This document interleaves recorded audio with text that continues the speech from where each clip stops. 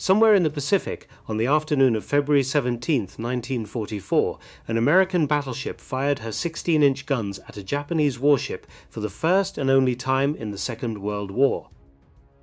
The shot was fired from 7 miles away, but the legend that grew up around that afternoon would claim something different.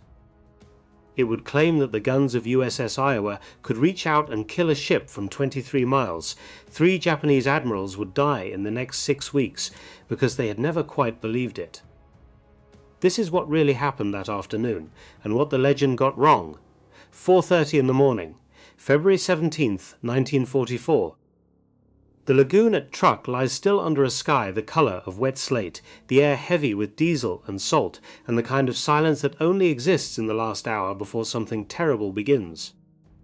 A light cruiser slips through the dark water. Her name is Katori. 5,890 tons of Japanese steel, built before the war as a training ship for naval cadets, now pressed into urgent service as an escort flagship carrying classified documents, senior officers, and the bitter taste of retreat. On her bridge stands Captain Tamekio Oda. He has commanded this ship for exactly 4 months. He does not know it yet, but he has fewer than 10 hours left to live. Behind Katori, 4 other ships follow in single file through the North Pass. The armed merchant cruiser Akagi Maru, the destroyers Maikaze and Nawaki, the small armed trawler Shonan Maru No. 15. Together they make a small, almost pitiful column, slipping out of the great Japanese fortress like guests sneaking from a house that is already on fire. They are running for Yokosuka, they are running for home, and somewhere to the east, hidden beyond the curve of the earth, the most powerful naval task force in the history of the world is racing west to find them. To understand why these ships are running, you have to understand what Truk had been. For 5 years, since 1939, Truk had been Japan's Western Pacific stronghold. Foreigners called it the Gibraltar of the Pacific, and the Japanese did nothing to discourage the comparison. A vast natural harbour ringed by reefs and volcanic islands, large enough to anchor a fleet, defended by hundreds of aircraft, fortified by coastal guns and torpedo batteries, and 5 separate airfields. From Truk, Admiral Yamamoto had directed the campaigns of 1942. From Truk, the great battleships Yamato and Musashi had once swung at anchor like sleeping giants. To strike at Truk was, for 2.5 years, considered something close to suicide. No one had dared. But fortresses are only fortresses when they hold something worth defending, and by February of 1944, Truk held almost nothing at all. The man who emptied it was Admiral Minichi Koga, 58 years old, quiet, unassuming, a career officer who had inherited command of the combined fleet after Yamamoto was shot down over the Solomons.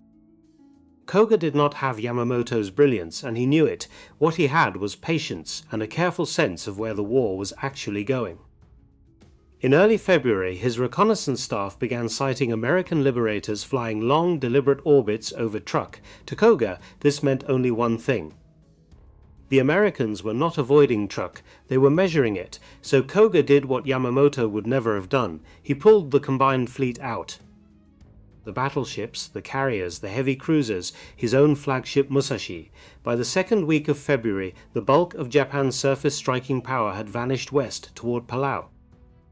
Truk was left as a hollow shell, holding the 4th Fleet of Vice Admiral Masami Kobayashi, a few damaged warships under repair, some auxiliaries, some merchant ships, and approximately 400 aircraft whose pilots, on the night of February 16th, were enjoying their first shore leave in weeks.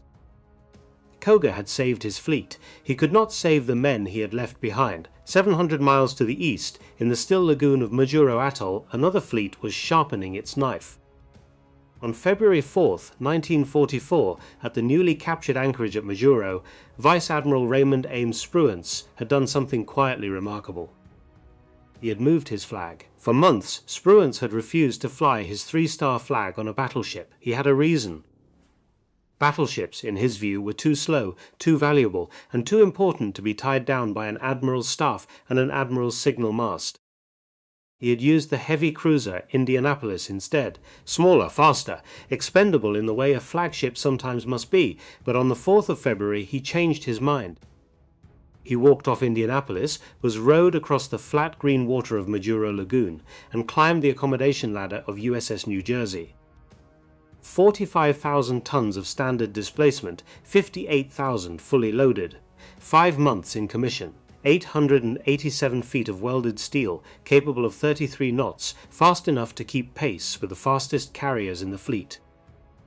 He hoisted his 3 stars over her mainmast, and for the first time the United States Fifth Fleet had a battleship for a flagship. He was 57 years old, slight of build, soft-spoken, almost shy in conversation.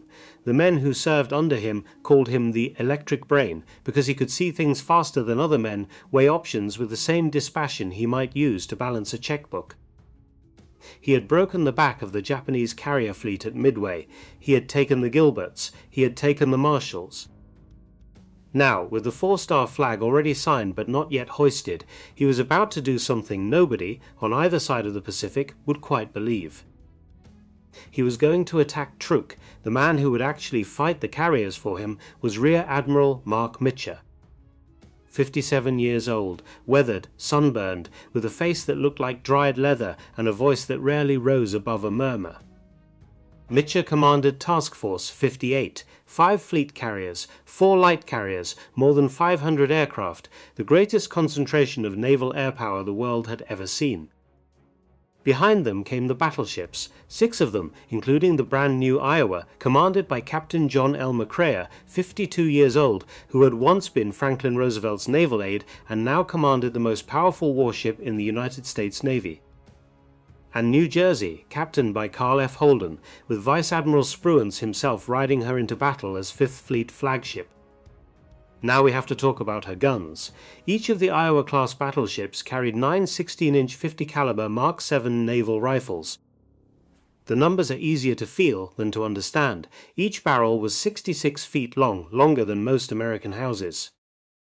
Each barrel weighed 120 tons, more than a fully loaded freight train car. Each armor-piercing shell weighed 2,700 pounds, nearly 1.5 tons of steel and explosive. The high-capacity version, used against thinner targets, weighed 1,900. Either round left the muzzle at 2,600 feet per second. The theoretical maximum range, with maximum elevation, was 23 miles, 23 statute miles. A shell could climb almost 7 miles into the stratosphere, arcing over the curve of the Earth like an artillery piece firing over a mountain, and come down a minute and a half later somewhere beyond the visible horizon. On paper, it was the greatest naval gun the United States had ever built, but range by itself means nothing. A shell that travels 23 miles and lands in empty ocean is just a very expensive way to make a splash. What made Iowa terrifying was not how far her guns could reach, it was the small, unassuming grey box mounted high on her foremast. The Mark 8 fire control radar, tied through a maze of cable to an analog computer called the Mark 1A.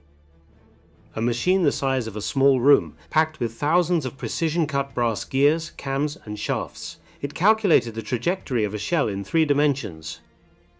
It accounted for the Earth's rotation, the wind, the temperature of the gunpowder, the wear on each individual barrel. It predicted not where the target was, but where the target would be in 90 seconds, when a shell traveling miles through the upper atmosphere finally came back down.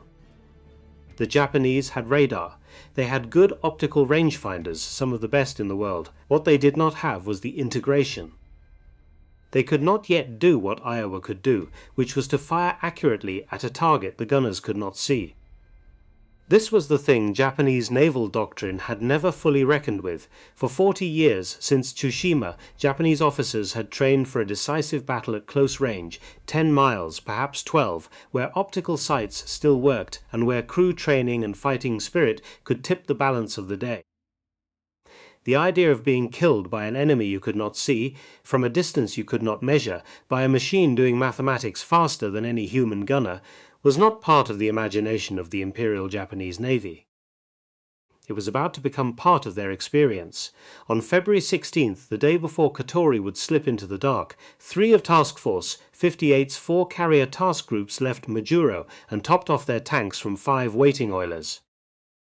They ran west through the night at 25 knots. By dawn on the 17th, they had crossed 1,100 miles of open ocean and arrived undetected, less than 100 miles from the lagoon that was supposed to be untouchable. At 05:14:90 minutes before sunrise, 74 Hellcat fighters lifted off the carrier decks. They flew low across the water in the dark, beneath the altitude at which Japanese radar could see them. The pilots of Japan's 22nd and 26th Air Flotillas were ashore, sleeping off their first night of leave in weeks. The Hellcats arrived over Trucks airfields just as the eastern sky began to turn grey. The first Japanese pilots who managed to scramble took off into a sky that was already full of bullets. By mid-morning, Truck was burning. By noon, Akagi Maru had taken 3 bombs and lost engine power. Katori had taken an aerial torpedo on her port side, and her speed had dropped to 2 knots. Maikaze had taken 3 bomb hits from Enterprise dive bombers and was dead in the water. Nawaki was attempting to tow her sister ship out of the battle zone. And then, around 1 o'clock in the afternoon, a young aviation radioman from Enterprise named Dave Corley, flying low over the open ocean, looked down and saw the dying Katori. He flipped his radio to the guard channel. He spoke calmly. "Any strike leader from 51 Bobcat, there is a damaged Japanese cruiser just to the north of the lagoon. Come sink it." The radio crackled. The voice that answered did not belong to a strike leader. It belonged to Mark Mitcher himself, sitting in flag plot aboard the carrier Yorktown. "Bobcat leader, this is Bald Eagle. Cancel your last. Do not, repeat, do not, sink that ship." In flag plot aboard New Jersey, Vice Admiral Raymond Spruance had just made a decision that even his own staff thought was reckless. He was sending the battleships. The decision did not sit well with the men around him. In flag plot aboard New Jersey, the staff officers exchanged the kind of glances that career Navy men learned to exchange without speaking. They had seen the carrier strike reports. They had seen the smoke columns rising from inside the lagoon. They knew, as professional officers know these things, that the 4 enemy ships fleeing through North Pass were already dead. They simply did not know it yet. A few more strikes from Yorktown and Enterprise would have finished them by sundown, and not a single American sailor would have been at risk. Sending battleships into a surface action against a crippled column was not a battle. It was, in the cold language of the wardroom, an exhibition. And exhibitions get good men killed. But Spruance had given the order, and Spruance was not a man you argued with twice. In flag plot, 1 deck below the bridge, he stood at the chart table in his khaki working uniform. No medals, no ribbons, no theatre of command. He was 57 years old, and looked older. His hands were folded behind his back. He had said almost nothing for the last 20 minutes. The staff knew what that silence meant. The electric brain was already 2 moves ahead of them. His reasoning, when he finally spoke, was not military. It was philosophical. The war in the Pacific was changing. The carriers had taken over. The big guns, the steel battle lines, the slow, majestic gunnery duels that the United States Navy had spent 40 years preparing for were becoming relics before they had ever been used. Spruance had read the reports from Midway. He had watched, the previous June, his own carriers destroy a Japanese fleet without the battleships ever firing a shot. He knew, as well as any man alive, that the age of the battleship was ending, and he had decided, for reasons he never fully explained, that he wanted his battleships to fire their guns at least once. In anger at a real enemy, before history closed the door, Task Group 50.9 assembled in the early afternoon. Iowa and New Jersey, the 2 newest battleships in the fleet, the heavy cruisers Minneapolis and New Orleans, both of which had survived the slaughter at Tassafaronga 16 months earlier and still carried the scars. 4 destroyers, Bradford, Burns, Charette, Izard, the light carrier Cowpens trailing behind to provide combat air patrol. 12 ships, 8,000 men, 60-some 16-inch and 8-inch rifles, all turning northwest at 32 knots to chase down a wounded cruiser, and 3 escorts that, by any reasonable measure, were already finished. Aboard Iowa, Captain John McCrae stood on the bridge and watched the wake of New Jersey 2,000 yards ahead. McCrea was 52 years old, a graduate of Annapolis class of 1915, the kind of officer who had once, as a young watch standing on the battleship New York, recorded in his logbook the surrender of the German High Seas Fleet. He had spent the war ferrying Franklin Roosevelt to Casablanca and Tehran. Now he was about to fight the only surface action of his career. Below his feet, deep in the steel guts of the ship, the gun crews were already moving. Each 16-inch turret weighed 1,700 tons. Each turret housed 3 guns and roughly 70 men, half of them below the waterline in the magazines and powder handling rooms. The shells were stored vertically like wine bottles in racks called shell flats. Each one wore a soft brass nose cap to protect the fuse. The powder bags, 6 per gun, were stored in separate compartments behind blast-tight doors, because a single spark in the wrong place could turn the ship into a flowering cloud of fire that would be visible from 40 miles away. When the call to general quarters came, the magazine crews stripped down to their dungarees and undershirts. The air below decks was already close to 100 degrees. The hoist motors began to whine. Shells came up, one at a time, 2,700 pounds of forged steel rising on a steel cradle, sliding into the gun chamber with a sound like a coffin being closed. Behind each shell came the powder bags, 110 pounds apiece, handled by men in white cotton hoods to prevent static electricity from their hair. For most of the men loading those guns, it was the first time. They had drilled for months. They had fired at towed sleds, at empty patches of ocean, at imaginary enemies. They had never, not one of them, loaded a 16-inch shell that was going to be fired at another ship full of men. The faces in the powder rooms were very young and very serious and very quiet. Up in the fire control tower, the radar plot officer watched 4 blips on his scope. 4 ships, hull down over the horizon, invisible to the human eye, but as sharp on radar as if they had been outlined in chalk. He read off the bearings into a sound-powered phone. In the plotting room amidships, the Mark I computer began to whir, its brass cams turning, its differentials integrating wind, range, course, and the rotation of the Earth. The firing solution began to crystallize. At roughly that same moment, 90 miles to the northwest, the small Japanese column understood that it was finished. Aboard Katori, Captain Tamakio Oda had taken his ship through 3 air attacks. He was a competent officer, 50-some years old, a graduate of the Naval Academy at Etajima, who had risen quietly through staff billets and minor commands. He had assumed Katori's bridge in October. 4 months. He had family in Yokosuka. He had children. He had personal effects in his cabin he would never see again. The aerial torpedo had opened a hole in his port side and his pumps could not keep up. His speed was down to 2 knots. The starboard list was 4 degrees and growing. He could hear faintly the sound of his own dying engine. Around him on the flag bridge his officers waited for orders. Oda gave none. There was nothing to give. He stood at the rail and watched the eastern horizon, where the sea was empty. It would not be empty for long. A few hundred yards to starboard, the destroyer Maikaze drifted, dead in the water. 3 Enterprise bombs had ruptured her boiler room. Her hatches were open. Smoke rose from her funnel in a thin grey line that did not move in the still air. The destroyer Nawaki had taken her under tow and was moving at perhaps 8 knots, dragging 2,000 tons of dying steel behind her like a body pulled from a battlefield.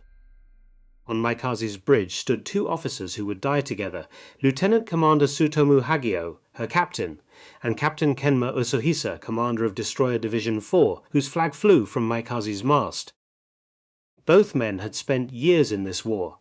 Both of them had seen the writing on the wall when the air attack ended, and the carriers did not come back. They knew what was coming over the horizon. They had felt it in the way the sea had gone strangely quiet. Shortly before 1 o'clock in the afternoon, lookouts on Iowa spotted the first masts, smoke columns, dark shapes lifting above the curvature of the earth. By 1:15, the carrier scouts from Cowpens had confirmed the contact. 4 ships, light cruiser, 2 destroyers, 1 auxiliary, plus a small trawler trailing behind, range 20 miles, bearing 325, speed 8 knots, estimated. In the fire control tower of Iowa, the talkers began to call the numbers. The Mark 1A absorbed them. The barrels began to elevate. In the magazines, the loaders looked up at the speakers and waited. The range closed. 20,000 yards, 18,000, 16,000. At 14,500 yards, just over 7 statute miles, Captain McCrea on Iowa heard the firing officer's voice in his headset say the words. Solution ready. Permission to engage. McCrea looked at the bridge clock. It was somewhere past 1 in the afternoon. The light was high and gold, and the sea was almost flat. Far ahead of him, just beginning to lift over the horizon, he could see the masts of an enemy ship he had never met and would never meet. He nodded. He said the word, "Engage." Turret 2 spoke first. The sound of an Iowa-class battleship firing her main battery was not really a sound. It was a physical event. The blast wave came off the muzzles at twice the speed of sound. 16-inch flame jets reached 40 feet beyond the gun barrels. The recoil drove the turret 2 feet backward against its hydraulic brakes. The entire ship shuddered. Loose dust shook itself off the overheads. Sailors who were on weather decks without ear protection lost their hearing for hours. 3 shells climbed into the sky. Each weighed 1,900 pounds. High capacity, not armor-piercing, because Katori was a light cruiser with thin plating, and what was wanted was fragmentation, not penetration. The shells arsed up into the Pacific sun, climbing 4 miles, 5 miles, almost 6, before beginning their long descent toward a point in the ocean where the computer had decided Katori would be in 43 seconds. 43 seconds. The time it takes a man to read this sentence twice, that is how long the shells were in the air. The first salvo fell, 1 shell short, 1 long, 1 squarely alongside Katori's starboard quarter, raising a column of water that climbed 200 feet into the sky and broke over her deck like a wave from the wrong direction. A straddle. The fire control computer absorbed the spotting correction. The barrels adjusted by fractions of a degree. The second salvo arrived. Then the third, then the fourth. Aboard Katori, Captain Oda gave the only orders left to give: return fire. He had 5-inch guns that were never designed to engage capital ships. He had torpedoes, he had pride, and a crew that had served him without complaint, and a flag that had not yet been struck. The torpedoes ran wild. The 5-inch shells fell hundreds of yards short. The American battleships were beyond his rangefinder's effective limit. He could see their masts. He could not, in any real sense, fight them. By the 4th salvo, the situation became visible to the naked eye. Iowa's high-capacity rounds began to strike home. They tore open Katori's starboard side. 7 enormous holes, each one nearly 5 feet across, opened below the waterline. Water poured in faster than her pumps could move it out. Her superstructure caught fire. Her port list deepened. Smoke billowed from her midships. She kept firing. For 11 minutes, with her decks on fire and her stern dropping and her crew dying at their guns, Katori kept firing. Her 5-inch turrets continued to crank out shells that fell short, ranging on an enemy she could not see. It was not heroism in any cinematic sense. It was something quieter and harder. It was professional duty, carried out by men who knew exactly what was about to happen to them and did their jobs anyway. And then the destroyer Maikaze did something nobody on the American side expected. Aboard Maikaze, dead in the water, listing, smoking, with most of her crew already wounded or dead, Lieutenant Commander Hagio and Captain Isohisa made the only decision they had left. They could not run, they could not maneuver, they could not even steer, but they could fire torpedoes. Maikaze's tubes still worked. Her torpedo crews were still alive. The American battleships were less than 10,000 yards away, closing in a slow majestic curve, presenting their full broadside as they engaged Katori. Hagio gave the order. A full spread from her portside mount. 4 Type 93 torpedoes, the most lethal naval weapons in the Pacific, hissed out of their tubes and slid into the water. They ran toward New Jersey. The first warning came from a Cowpin scout pilot circling overhead at 3,000 feet. He saw the white wakes from above, 4 lines of bubbles drawing themselves straight across the sea toward the American flagship. He keyed his microphone. The voice that came over the bridge speakers of New Jersey said only one word: torpedoes. The officer of the deck looked at Captain Holden. Holden gave the order without waiting for confirmation from flag plot. Right full rudder, Holden said. 58,000 tons of battleship began to lean. New Jersey heeled to port as her great hull swung. The men on her open decks grabbed for railings. The torpedo wakes drew closer, closer, the white tracks now unmistakable in the afternoon light. The first wake passed under her bow. The second passed 20 feet ahead of her forefoot. The third and fourth ran wide. It was the closest any Japanese surface ship would come, in the entire Pacific War, to sinking an American battleship. One deck below, in flag plot, Spruance looked up briefly from his chart. He had heard the report. He had felt the ship heel. He understood, with the cold precision of a man who balanced odds for a living, exactly how close he had just come to losing his flag, his life, and his place in history. He said 5 words. They became famous in the Navy. They are quoted to this day. That would have been embarrassing. And then he went back to his chart. Around him the battle continued. The cruisers Minneapolis and New Orleans had closed to within 8,000 yards of Maikaze. Their 8-inch guns opened up. New Jersey's 5-inch secondaries joined them. The destroyer Bradford ran in close with her own batteries. Maikaze, already crippled, took hits along her entire length. Her stack came down. Her bridge collapsed. A shell penetrated her forward magazine. She vanished in a flash of orange light and a column of black smoke that climbed 300 feet into the sky. When the smoke cleared, there was nothing left of her. 2,000 tons of destroyer, 240 men, Lieutenant Commander Hagio at his post, Captain Isohisa with his division flag still flying. All gone. The sea where Maikaze had been was empty. At 13:43 local time, 11 minutes after Iowa's first salvo, Katori rolled over. She went down by the stern, her bow rising into the air, her remaining guns still locked at the elevation she had been firing at when the order had come. 315 men went down with her. Captain Tatamekio Oda remained at his post until the sea closed over the bridge. There were no survivors to describe his final minutes. He would be promoted posthumously to Rear Admiral on March 31st. The promotion would arrive in the same dispatch as the official notice that he was missing in action, presumed dead. Survivors came up from below, large groups of them, men in white uniforms, men in their work dungarees, men clinging to splintered wreckage, men swimming in slow shocked circles as their ships sank around them. The destroyer USS Burns came alongside to rescue them. What happened in the next 20 minutes is one of the saddest stories in the Pacific War, and it is not the story the American crews wanted to tell. The Japanese sailors in the water had been trained. For years, that capture was worse than death. Some refused to come up the ropes. Some attacked the American sailors trying to help them. Some swam away from the ship that was offering rescue. A few, who could not be helped without being grappled, simply went under. The captain of Burns made the call. He gave up. He withdrew. He left them there. He had no choice. You cannot save a man who will not be saved. By sundown on February 17th, 3 of the 4 ships that had slipped out of North Pass that morning were on the bottom of the Pacific. Akagi Maru had been finished by aircraft. Maikaze was scattered across half a mile of ocean. Katori had vanished into deep water somewhere northwest of the atoll, taking 315 men with her. Only Nowaki was still afloat, and she was running for her life. Nowaki had cast off the tow line the moment Iowa's first salvos arrived. By the time the American battleships finished with Maikaze and turned to pursue, she already had a 30,000-yard head start, bolting northwest at full power.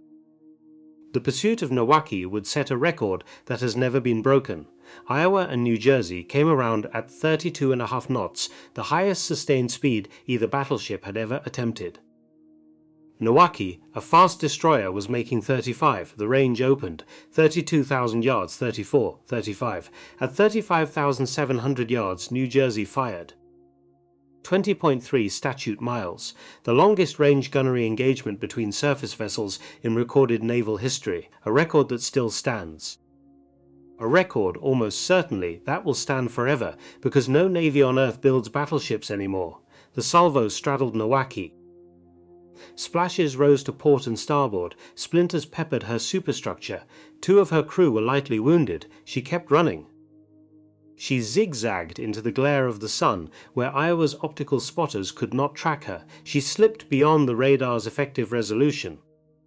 She disappeared into the western Pacific. She would survive Hailstone. She would not survive the war. Nowaki would be sunk 8 months later at Leyte Gulf by American cruisers. But on the afternoon of February 17th, 1944, she ran into the setting sun and lived. Aboard New Jersey, Vice Admiral Raymond Spruance accepted the report from Flag Plot, ordered his task group to come about, and went back to the only war that actually mattered. the one being fought 300 miles to the south by the carriers. By the time the sun went down on February 17th, the lagoon at Truk no longer existed as a base. It still existed as a place. The islands were still there, the reef was still there, the hulks of 40-some ships, some still burning, some already settled on the bottom, were still there. But the thing that had made Truk matter, the function of it, the reason men had called it the Gibraltar of the Pacific for 5 years, was finished. By sundown on the 17th, the smoke from the burning oil tanks could be seen 60 miles out to sea. When the final tally came in, it read like a slow accounting of an empire's decline. 2 Japanese light cruisers, Katori and Naka, sunk. 4 destroyers gone. 2 submarine tenders, the great Haiyan Maru and Rio de Janeiro Maru, on the bottom. 32 merchant ships and tankers, some 200,000 tons of irreplaceable shipping, destroyed. 250 aircraft burned, most of them on the ground, their pilots dead before they reached their cockpits. 17,000 tons of fuel oil, the lifeblood of the combined fleet, burned away in 2 days. 4,500 Japanese servicemen had died. The Americans had lost 25 aircraft and roughly 35 men. One carrier, Intrepid, had taken a torpedo in a night air attack on the 17th and limped away for months of repair. Beyond that, the largest naval task force ever assembled in the Pacific had emerged from Hailstone without a serious scratch. The lagoon would burn for 3 more days. 1,000 miles to the west, in his headquarters at Palau, Admiral Minechi Koga read the reports as they came in. He had saved his fleet. He had pulled the battleships out in time. He had done what Yamamoto would never have done. He had been right. It did not feel like being right. The men he had left behind at Truk were dying as he read. The Fourth Fleet under Vice Admiral Kobayashi had been gutted. The merchant marine he depended on to fuel and supply the entire Central Pacific had been cut in half in a single afternoon. The forward base from which the Japanese Navy had projected power for 5 years had been turned in less than 48 hours into a graveyard. The tankers were the worst of it. 8 months later, at the Battle of Leyte Gulf, when Admiral Kurita's battleships ran out of fuel in the Sibian Sea and could not press the attack against the American escort carriers off Samar, naval officers in Tokyo would trace the failure back to the tankers that burned at Truk on February 17th. The fuel that should have powered the last great Japanese offensive of the war was still there, in fact. It was just on the bottom of the ocean, congealing inside the ruptured bunkers of Shinkoku Maru and Hoyo Maru. Vice Admiral Masami Kobayashi, who had commanded the Fourth Fleet at Truk, was quietly relieved of his command within weeks. He retired in disgrace. He lived a long time after the war. He almost never spoke of February 17th. In Tokyo, the political fallout was even larger. Admiral Osami Nagano, the chief of the Naval General Staff, was eased out of his position within weeks. He was replaced by Admiral Shigetaro Shimada, a man whose chief qualification in the view of most of the Navy was his political loyalty to Prime Minister Hideki Tojo. The Imperial Japanese Navy, which for 40 years had been one of the most professionally proud institutions in the empire, began to be reshaped, slowly, into something more pliant. Something that would say yes to Tojo and his army, something that would not survive the war. But the largest casualty of Hailstone was not a ship or an admiral. It was a man. On March 31st, 1944, 6 weeks to the day after Iowa's guns fell silent off Truk, Admiral Minechi Koga boarded a 4-engine flying boat at Palau. He was moving his headquarters again, this time to Davao in the southern Philippines. The combined fleet's command had become a nomadic thing, chased from base to base by American carriers that seemed always to know where he had moved next. His aircraft, an Emily flying boat, took off into worsening weather. Somewhere over the open ocean near Cebu, it flew into a typhoon. It went down with all hands. The Japanese Navy did not announce his death for over a month. When they finally did, in early May, the man who had been chosen to replace him was named in the same dispatch. Admiral Soemu Toyoda, the third commander of the combined fleet in 11 months, Yamamoto, killed by American P-38s over Bougainville in April 1943. Koga, killed by a typhoon at 58. Toyoda, who would preside over the destruction of the navy he inherited. A Japanese naval officer interviewed by American investigators after the war put it this way: He said we knew after Truk that we were fighting a war we had already lost, not just the battle. The war. They could do things we could not do, build things we could not build, and they could do them faster and better than we could ever match. We had hoped that fighting spirit would compensate for the difference. After Truk, we knew it would not, which brings us, finally, back to the number in the title. 23 miles. The legend of Iowa's main battery. The figure that survives in every coffee table book and every cable documentary about American battleships. On paper, it was true. That was the maximum theoretical range with the barrels at 45 degrees of elevation, shells climbing nearly 7 miles into the sky before coming back down. It was the number the gun designers had written into the specifications. But what happened off Truk? Iowa hit Katori at 14,500 yards. Just over 7 statute miles. New Jersey's longest shot at Nowaki, the farthest salvo ever fired in a surface engagement by an American battleship, was 35,700 yards. 20.3 miles. It did not hit, it straddled. No battleship in the entire history of naval gunnery has ever scored a confirmed hit on a moving warship at 23 miles. The maximum effective combat range, the range at which you could realistically expect steel on steel against a maneuvering target, was closer to 20,000 yards. Roughly 11 miles.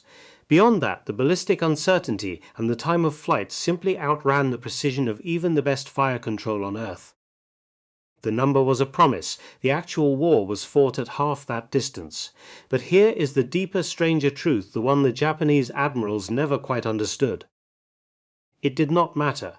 Spruance had been right about something, and he had also been wrong about something, and the two things were tangled together, like fishing line. He had been right that the Iowa class could fire farther, hit more accurately, and survive better than any battleship the Japanese had ever built. He had been right that radar fire control was a revolution.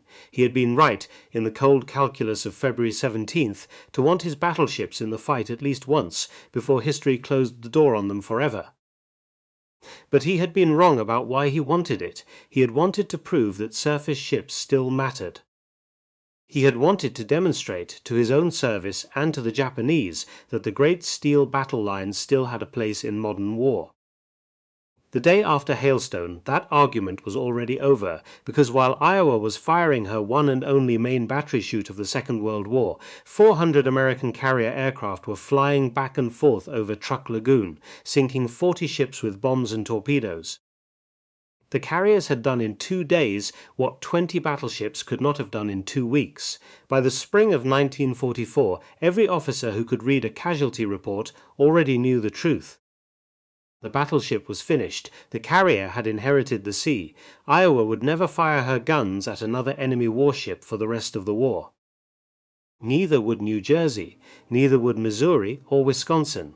The 4 Iowa-class battleships would go on to bombard beaches at Iwo Jima and Okinawa, to shoot down kamikazes off the Japanese home islands, to provide platforms from which generals could watch the war.